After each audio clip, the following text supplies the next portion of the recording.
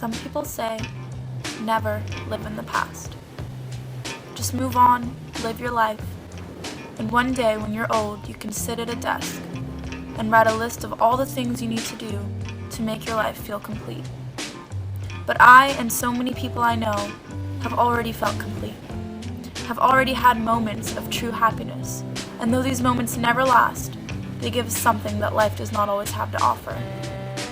And like a bad tattoo, these moments once meant everything to us. So while it is important to live for the future, these are just a few stories, one of them being my own, of why sometimes it's even more important to simply stop and remember the good times.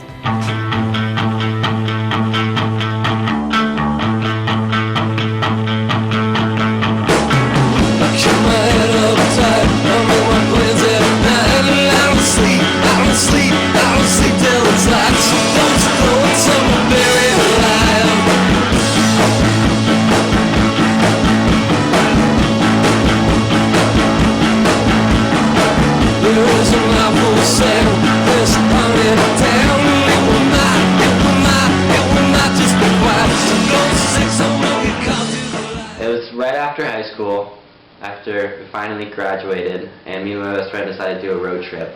One of the times that I snuck into Coachella, and it was 2009, and I was 15. Right, so I was once in a band, but I'm still in that band, technically. And they gave us like complete freedom to do whatever we wanted.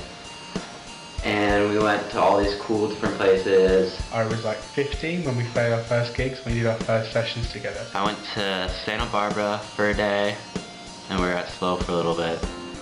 And then we stayed at Monterey for a couple days, and that was probably the best part of the road trip. We went through Big Sur out to San Francisco, and stayed in San Francisco in the city for 2 or 3 days. Drove up to Oregon and stayed in Portland for a day. Seattle for 2 or 3 days, and drove down to Sacramento, stayed there. I don't know, it gave me like I felt in awe of everything, it gave me a nice feeling. But it wasn't just like the places we went, it was who I went with. Going with my best friend made it so much better, and we didn't get to do all the stuff we wanted to do. We went to some places which was like not that great, but just being like hanging out with him and doing all that stuff made it great. It's just the experience altogether of something new that made it so awesome. It's something you don't forget. Paul McCartney was playing, and I don't really remember like at what point we decided we were just gonna sneak in, but once it was decided, it was like there was no stopping us.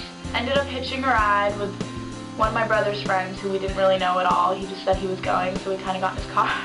I remember telling the security guard some like story about how my mom was in there and she had our tickets and we needed to get in, and we'll give you all our money and whatever we have, and we just made it like a super sob story. And we were like, okay, and it was already late in the afternoon, so we were just worried we were gonna miss Paul, so we didn't care at this point. Like, oh shit, we just gotta run for it. So we start like running, and the next thing we know, we're like inside Coachella, and we're like, there's no one behind us, there's no one following us, and we're like at the stage where Paul was supposed to play, freaking out and hugging each other and hugging that random guy who drove us. We didn't even know him. Why are we even here? We're 15. We didn't know what to do with ourselves.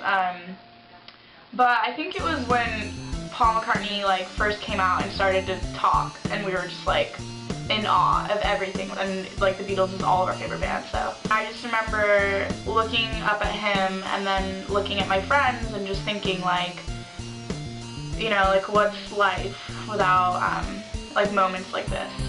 Anyway, we had this residency at the place called the 12 Bar on Denmark Street, and we played there all the time. But it was just a great moment having all our friends there and watching us play, and at that point even like knowing the words just from hanging out with us and from like hearing Adam play the songs just on his acoustic guitar, and then suddenly, you know, it was as big a deal for them to hear those songs moved onto a band as it was for us to play them. The three of you are sort of a part of this whole thing, and then the audience as well, when they get involved and they start jumping around and singing the song back to you. And I don't know, it just felt incredibly natural. It's hard to describe, but it felt like quite a serene moment, quite almost like a spiritual experience, I suppose, like, and enjoyed playing, and you could tell that we had fun playing them, and that was what was important. You know, like in Pirates of the Caribbean, when they have like the mermaids, and it's like very peaceful looking and like how it was, it reminded me of that for some reason. So I was like, that's the place I'm gonna go die. So I think that had to have been the best moment of my 20 years of life so far. So, thank you.